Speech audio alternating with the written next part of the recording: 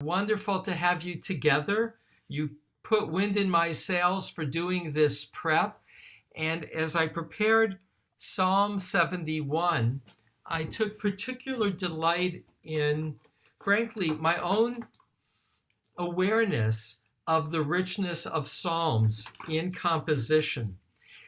There's one line that I know from Psalm 71, from our High Holiday liturgy. Al tishlecheni le'etzig na, do not cast me, do not fling me off in times of old age.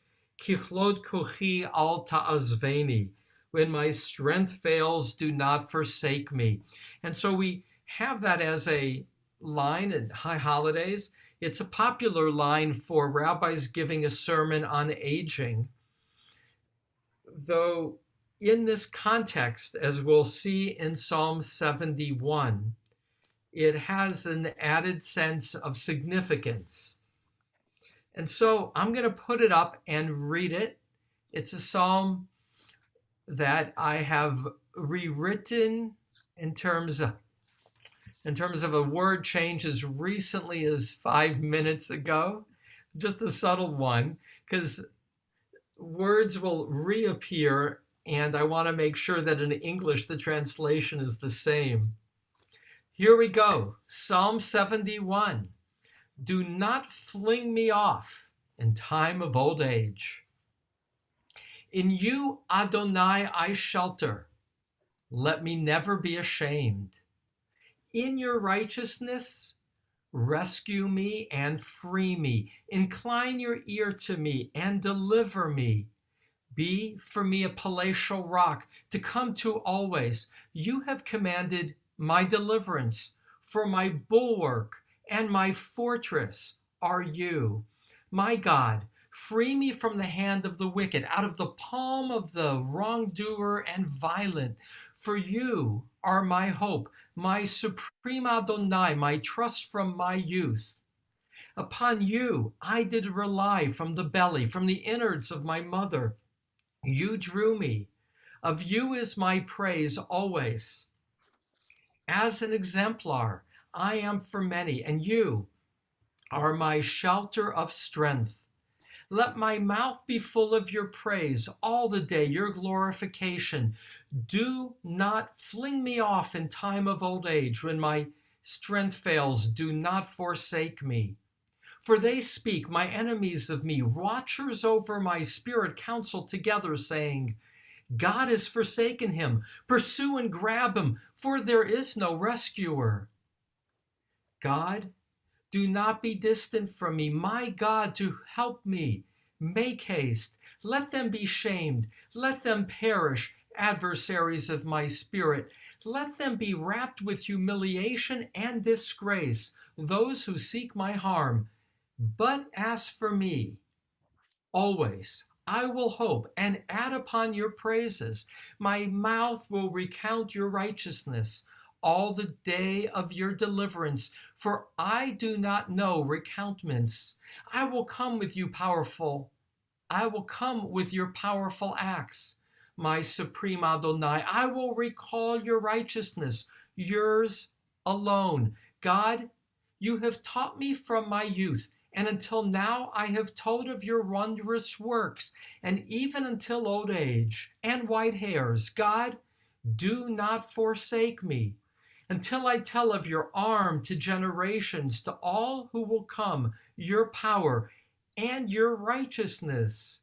God reaches the heavens. For you who have done great things, God, who is like you? Though you have shown me many troubles and harm, you return and revive me, and from the depths of the earth you return and raise me up. You increase my greatness, and you turn to comfort me. Also, I will give thanks to you with the lyre instrument of your truth, my God. I will hymn to you with a harp, Holy One of Israel. My lips will sing joyfully when I hymn to you, and my spirit, which you have redeemed. Also my tongue will all the day utter your righteousness, for they are shamed, for they are confounded, those who sought my hurt. Now, this psalm is quite elegantly composed, as we find that all the psalms are. It's divided into two parts in a general thematic way. 1 to 13 is request, focusing on aging, focusing on foes, and verses 14 to the end to 24 focus on praise, the desire to praise God. Now here, I've had this kind of intuitive curiosity to find out what the middle word is. Here's what's dramatic in this psalm. There are 101 words from verse 1 to verse 13, and 102 words from 14 to 24, which is to say, the middle word of this entire psalm is the word, verse 14, va'ani, but as for me, which is to say, this is a highly personal psalm. God's name is not used very much in this psalm. It's really self-description. And so the middle word, with 111 words on either side, is the word va'ani. But if you take the phrase, then it's those who seek my harm. That's a big part. That's the theme. And, but as for me, always will I hope. And I think that's the bullseye. There are those who seek my harm, and that can be literal enemies, or it can be metaphoric for the challenges of aging. But as for me, despite that, I will hope and add upon your praises. That's the centerpiece of this psalm. But here's something else that's, again, very elegant, and that is this line that I shared with you, verse 9. Al tishlecheni le'et zikna. Now, I've enjoyed the challenge of translation, and I take, there is a certain vanity in wanting to do things a little differently than others. And here, I use the word fling, do not fling me. Usually it's translated as do not cast me off. It can also be do not send me off, do not throw me off. I use the word fling, and I try in my translations to be as literal rather than interpretive, leaving ambiguity, for instance. And I'll show you where I leave ambiguities. But I like the word fling because I have this beloved teacher, and I wrote about it in my introduction for today. His name is Abraham Twersky. He's larger than life to me. He's from a famous Hasidic family, both sides. In the Hasidic world, marriage, when you're part of the elite, is between aristocracy. So on both his mother and father's side, he goes back to the founders of the Hasidic movement and was a Hasidic rabbi. But he found that, unlike his father, a Hasidic rabbi in Milwaukee, people weren't coming to him for counseling the same intimate way. So he became a psychiatrist and dedicated his career to working particularly with addicts of all kinds.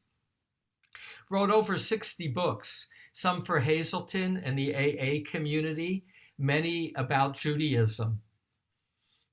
Bottom line, I love him as a person. I could tell many stories of how I fell in love with him. But he's a Hasidic rabbi at the same time. And I went to visit him. He moved to Jerusalem about 10 years ago. He's now 90. So last year when I visited him, he was in a lot of physical pain and in a wheelchair for the first time in the years that I've known him. And he quoted verse 9. And he said to me, I now understand this verse. Do not fling me off in times of old age. For he said, what it means to me is, allow me to prepare for each phase of my decline so that it's not all at once. And that's how he described the pain he was in, that it was preparation for each of the phases yet in front of him. Fortunately, he's in less pain now. In fact, I just emailed him a month or so ago and delighted that he wrote back as he's had some challenges. But bottom line, back to verse 9. Here's the Do not fling me off in time of old age. That's to emphasize that sense of it being rapid and as if it's surprising and quick. When my strength fails, do not forsake me. That's exactly 1/3 in to the psalm. And verse 18 is the parallel. And even until old age and white hairs, do not forsake me. Until I tell of your arm to generations, to all who will come your power. So verse 18 symmetrically is 1/3 from the end. And so I love the symmetry of in the middle word with 101 words on either side is and for me. This is a self-reflective psalm about those two issues of being pursued, vulnerable, and adding to God's praises. And the key theme, what sets this psalm apart, is this is a psalm about the vulnerability of aging and of the ultimate goal, which is to convey to the future generations reasons to praise God, which is the purpose of life that this psalmist describes, and we've seen that before, and that's to praise God. And so now let me begin with the beginning. There's so much to say about this psalm. First thing to note is that, like most of the psalms, verse 1 doesn't begin Le David, Mizmor Le David, doesn't give an introduction as to when there's a moment of significance. It jumps right in. In you, Adonai, I shelter. That is rare. It only occurs twice in the first book of Psalms, and only twice, this is one of the two times, in the second book of Psalms. And therefore, certain modern scholars will ask, or even classic scholars, is this really a continuation of another psalm? Since it doesn't have that normative introduction. Some will say it's the continuation of Psalm 70, which we read last week, which is, David and his many foes in his life, and in trying to discern when it was, what moment. There will be those who say it's Avshalom, his son, that it was written not at the early part of his life with King Saul, but the end of his life, and see this as the continuation. Others see it as Psalm 38. In Psalm 38, that's the psalm of illness, a very ill David. And so some say, oh, this is the continuation of that. But most see this as self-contained. There are, again, other examples of self-contained psalms. And that leads to this next piece. And that is, what do the classic commentators understand as when it was written? And they always look for another biblical context. And in this case, they point to Absalom. That's David's son. Remember, David is now old. He's 65, old in that time, when his son rebels. Absalom not only proclaims himself the king, he publicly lies with King David's 10 concubines to demonstrate the usurpation of the throne, his power. And it's a very rough time in King David's life. So this is identified as an ailing, aged king who will die at the age of 70 in the book of Chronicles. It's not clear. Again, this could be written, and as is the case for most Psalms, later. Not necessarily, of course, by David. Stylistically, there are two things that are particular to this psalm. The first is a fancy literary term, and that's hendiadi. Hendiadi are consecutive terms for one concept that are repeated. And so when you look through this, so, like look at verse 2. In your righteousness, rescue me and free me. So rescue me and free me are synonyms. That's an hendiadi, the repetition of a phrase or of a word, either for emphasis or to shade meaning. Or, you have commanded my deliverance. For my bulwark and my fortress are you. Bulwark, fortress. Similar. Here I had a lot of wordplay with verse 3, and that is Litzur Ma'on is often, translated as my mighty stronghold. But in looking at commentaries, I saw that Ma'on was also a palace. And if this is written by a king, so you are as understood, this psalm is either by David in the past, seeking God to help maintain his kingship, or it is the messianic. So the classic commentators will also link psalms to the future. So be for me a palatial rock, meaning may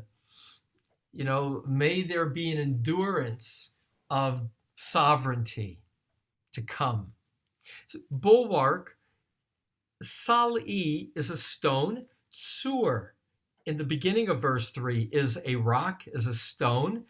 And I don't want to, lots of the translations will translate both of them as a rock, but there's synonyms and they're a little different. And Sal'i, so I thought of, looking up, thinking about stones, a bulwark is a defense of stones, a barrier, particularly in ancient times. And so I smile in that bulwark is at least my own contribution in terms of translation. Well, that's one thing. You'll find through it many Hindiatis, many repeated phrases. Here, look at verse 6. Upon you I did rely from the belly, from the innards of my mother. Now, again, it doesn't have to only be a word, it can be a phrase. So I relied on you from the belly. Now here, the psalmist, I should say, is conveying that he has he's had a relationship from God in the womb. That's like Jeremiah, where God will say of Jeremiah, I knew you yet in the womb. And that's reflected here. I smile, Benjamin Siegel, who I love as a teacher of Psalms, will put in from in utero of my mother for me.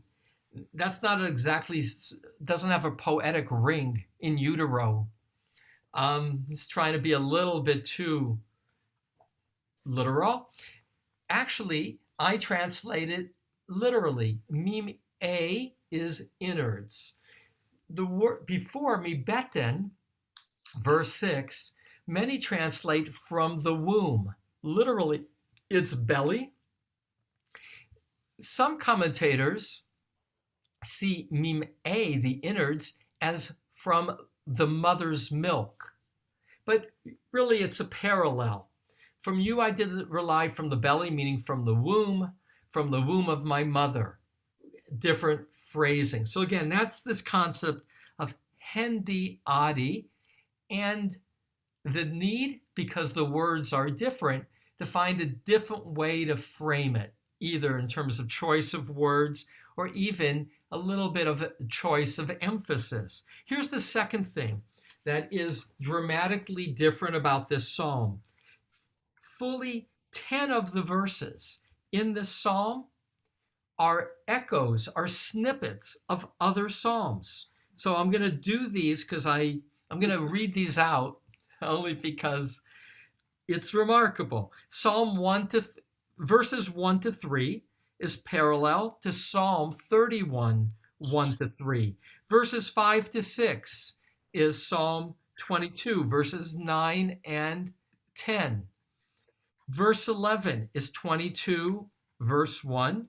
Verses 12 and 13 is fragments, snippets from Psalm 35, verse 22, 38, 21, Psalm 40, verses 13 and 14. And last, verse 24 here is parallel, a snippet from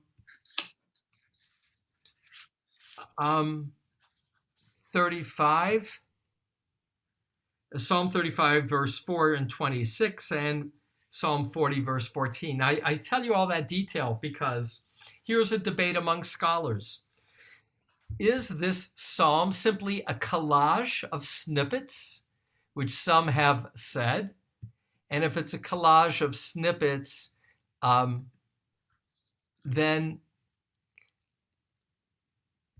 one second. If it's a collage of snippets, that's what it is. Or is there another reason that this psalm is making these references to other parts of text? Here's another one that this will say in verse 19, Michamocha, who is like you? Clearly a quote from Exodus chapter 15, verse 11. Here's my sense. Back to this psalm being remarkably purposeful. It's more than simply a collage, or if you will, it's a collage for a purpose. And that's to say, this is a psalm about old age. And I think what's being conveyed, and because it's distinctive, all these snippets from elsewhere, is that the psalmist is demonstrating a harvest of learning, of sounds, of verses that have been part of the collective of the people. So in it, the medium is the message. The medium here is, this is a psalm that is a harvest of life and a harvest of verses that reflect experience of life. It has a very tight opening and closing as well. And that is, if you look at the opening verses, verse 1 and verses 23 and 24, this, you have this, actually, let me back up. Verse 13, which is the end of the first section, ends with Mivakshe Ra'ati, those who seek my harm. That's verse 13. And it's the last words of verse 24, Mivakshe Ra'ati. So two sections that have the same words. But if you look at verse 24, you also have verse 23 and 24, my spirit, v'nafshi, and they are ashamed, verse 24. So spirit and shame are in verse 1. You get shame. You get that word shame, and you also have you get back to verse 13, the end of that section. Verse 13, that's where it is. You get shame and spirit. See? Shame and spirit. Verse 13, that's the end of the first section. You get that in verses 23 and 24. Here's part of the punchline. Let me go back through it. And again, I have an eye on the clock. We have 5 minutes. Here's something to not overlook sharing with you. Verse 6, a very unusual word. I want to focus on two things. I don't want to overlook it. And that is how this gets cited in the Talmud, this psalm. And here's the punchline. Let me say the punchline, and then I'll go back to the Talmud. The punchline is, here's the psalmist. He is going and reviewing his life. You have been, verse 5, my trust from my youth. Upon you I did rely from the belly, from the innards of my mother. You drew me. Of you is my praise always. So there's the sense of, and then that leads to, let my mouth be full of your praise all the day your glorification. Verse 8, do not fling me off in time of old age, when my strength fails. Do not forsake me. There's a sense of life review, of a lifelong relationship, of seeing God as a source of deliverance throughout life, and now being aged.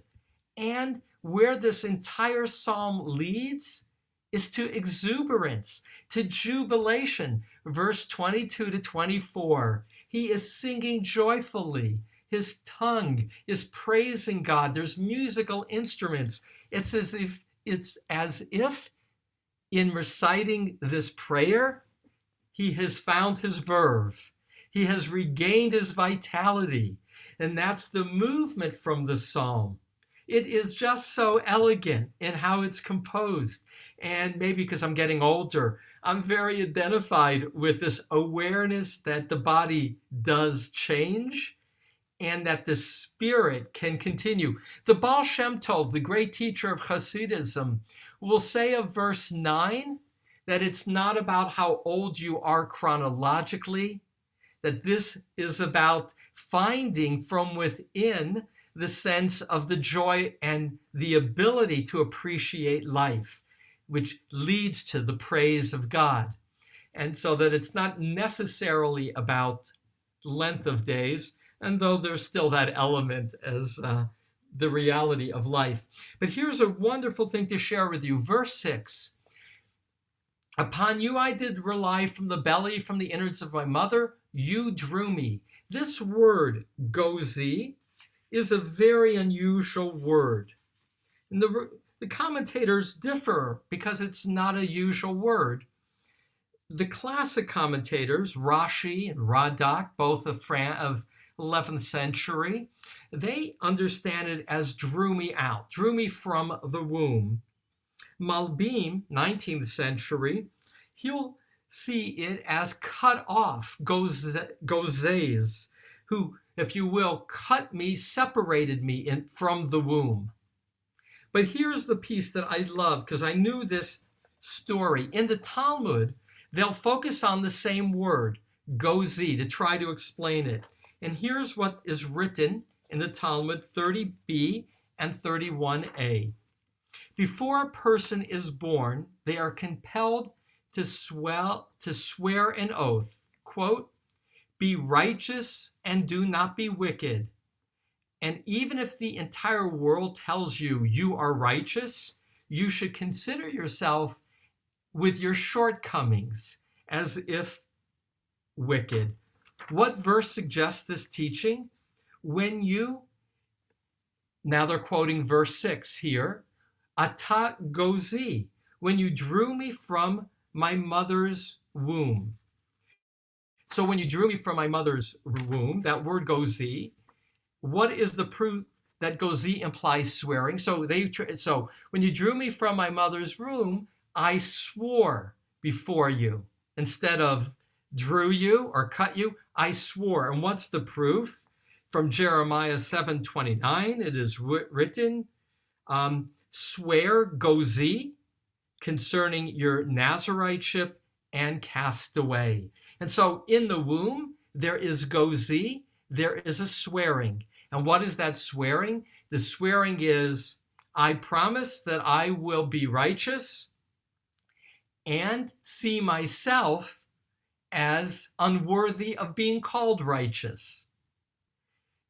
Rambam, the great thinker of 12th century, in a book, Sefer HaMa'amarim Eloket, a collection of his sayings, 3:295, says, by swearing this prenatal oath that the Lord is my spirit, it enables one to shift to the essential plane of righteousness, where even obstacles of life are seen as gifts of growth, and most challenging situations are provided victory in advance. So that he's working off the Talmudic image of even in the womb, just before emerging into the world, the fetus takes an oath that when I become human, I will seek righteousness and not see myself in that way. From this verse 6 as a key to doing well in life when times are rough. 10 o'clock, let me pull this together. I love Psalm 71 for its elegance, for its composition of a weave that's clearly purposeful, and maybe because I identify with this vulnerability of the aging world and have this story of a teacher I much love turning to this psalm, and specifically verse 9, in his own moment of pain that came and comes with his aging. And so Psalm 71, do not fling me off in time of old age. And with that, I'm delighted now to see Robert and my teacher, Rabbi Podwall, and to see Neri and Julia, people, not to make you feel bad about coming in a little late. It's a treat to kind of come back and see all of you and to see Jack and Marion. Shirley, I'm glad you're with us today. Any comments? Good to see Fred. Any reactions to Psalm 71? Alex, go ahead. I can't make head or tails of verse 15. Oh, good. I'm so glad. You know, Alex, you got a real knack for sensitivity of things that need explaining. So go ahead and ask the question. Verse 15. Well, it says, I will saper, I will tell Yeah. your righteousness. Yeah. And then it's, but because I do not know any tales. Yeah. So let me deal with that obscurity. Verse 15, let me read it and explain what Alex is so good at kind of sensing as needing explaining. Here's how I translated it. My mouth will recount, yisaper, your righteousness all the day of your deliverance, semicolon, for I do not know siphoros, recountments. So it's elliptical. So here's how the word siphoros can either be related to yisaper, to tell, I do not know, or to count, literally to count numbers. And so I use the word, instead of I will tell of your righteousness, I say recount, because it contains the tension. Is this recounting meaning telling, or is it counting numbers? And so the word sforot can be translated as, let me give you a couple of translations. Wait, I had just pulled it up. One second. Whoops.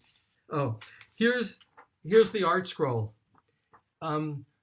For I do not know their numbers, Adin Steinsaltz, for they are far beyond what I know to count.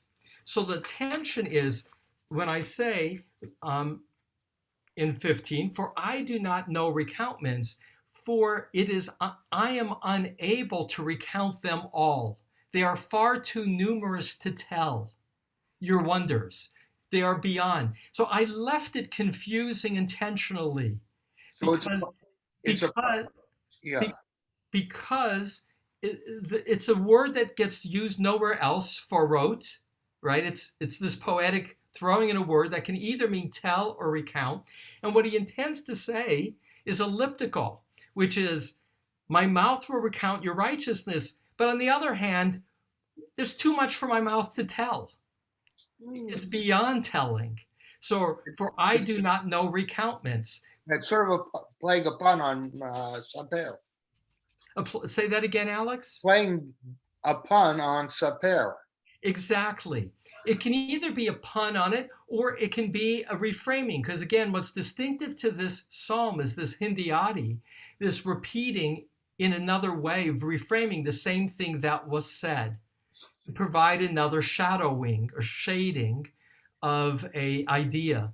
And so I think that the tension here, the point counterpoint is, I want to tell and I know I can't tell. There's too much to tell. And the psalmist wrote it elliptically, almost to make you pause and to stumble at the end of the phrase and have to fill in the intention, almost to act out the fact that I can't speak. There's too much to say, too much to count. So that's why I left it so awkwardly translated. And I wanted to come back because it's the same word, yisaper and sipforot, same root. So I translate as recount and recountments. But thank you. I'm so glad, Alex, that you felt that ambiguity. And again, I marvel over the psalmist intentionally being elliptical. Any other things that kind of caught you in this psalm as a question?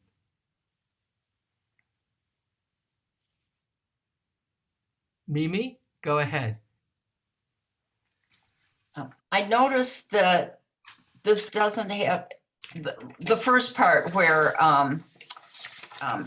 he's requesting. Part of it is against the enemies, but it's not as physical as many of the other psalms are. And I noticed in verse 13, it's mental and emotional. It's not physical. Let them be shamed. Let them perish, but it doesn't have a physical way of perishing. Yeah. And let them be humiliation and disgrace. So, two possibilities to your sensitive awareness, Mimi, in contrast to other psalms, where in this psalm, the enemy is not being asked, to walk in his blood in those extreme cases. Here, just let them be shamed. So for the classic commentators, that's because he's dealing with his son. And literally, when word comes to him that his son has died, he's crushed. I mean, he loves this son, even though his son has rebelled against him. So that could be kind of the classic explanation. But the other is, he's now looking back at his life. It's not clear, whoever is writing this, it's not necessarily David, that he has a life of struggles, but it doesn't seem like this has prompted this psalm by an enemy on the cusp of attack. This is his own grappling with his own physical ratcheting down. And in that sense, as he looks at the enemy, let them be shamed, rather than some of that stronger language. It's already not the urgency that warrants that quality of extreme response. The other thing to note that I'm reminded of in this psalm, I'll tell you Martin Cohen, who I often quote. What Martin Cohen does, and Richard Levy in particular, who are contemporary commentators, is ask the question, how is this relevant for us?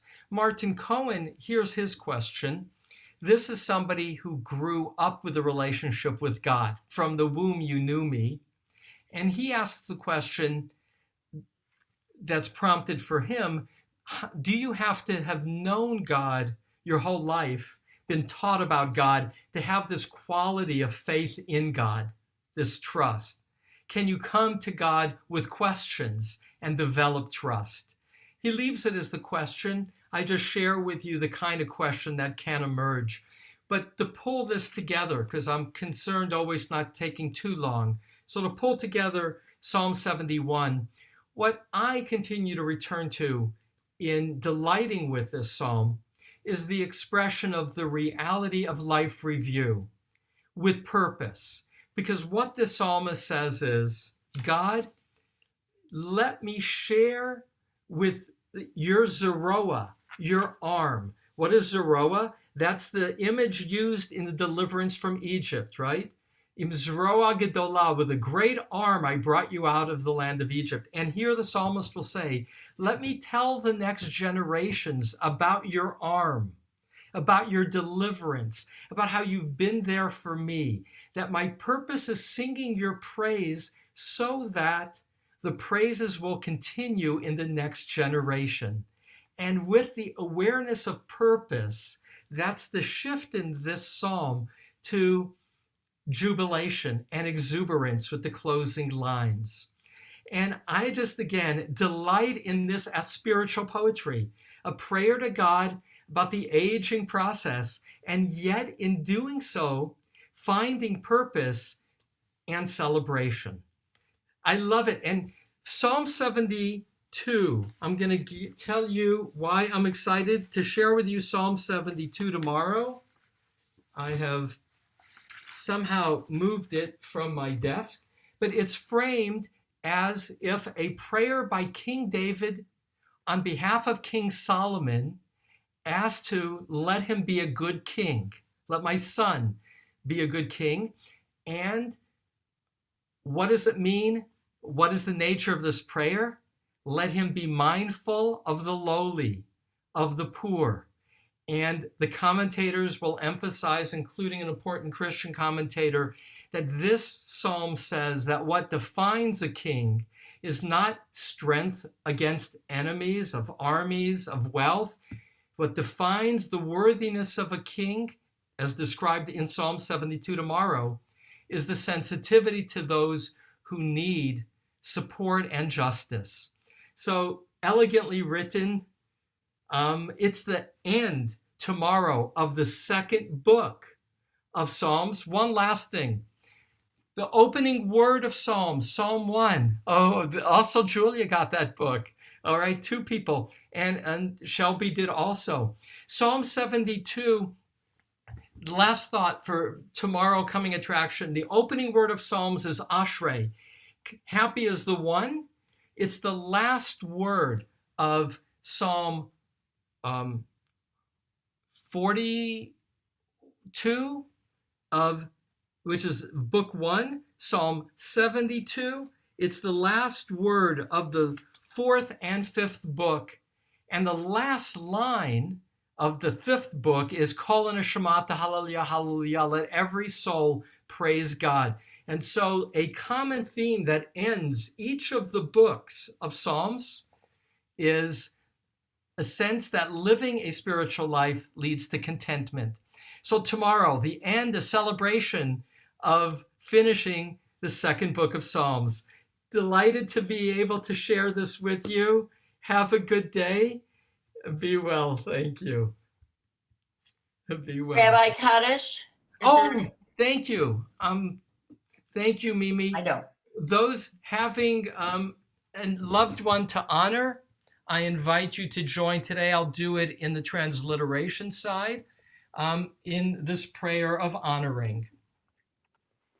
Yitkadal v'yitkadash shemei rabah bi'alma divra kirute v'yamlich malchute b'chayechon uvyomechon uvchaye d'chol beit Yisrael ba'agala v'zman kari v'imru amen. Amen. Yehi Shmei Rabba Mevarach Le'olam Olmei Omayad Yitbarach V'yishtabach V'yita'ar V'yitromam V'yitnaseh V'yitadar V'yitaleh V'yitalal Shemei Dekudsha Barichu Le'ela Min Kol Birchata V'shirata Tushbechata V'nechemata Damiran V'yoma V'imru Amen. Amen. Yehei Shlach Rabba Min Shemaya V'chayim Aleinu V'al Kol Yisrael V'imru Amen. Osei Shalom B'imrumav Hu Ya'aseh Shalom Aleinu V'al Kol Yisrael V'kol Yosei Tevel V'imru Amen. Amen. Thank you again. Have a good day.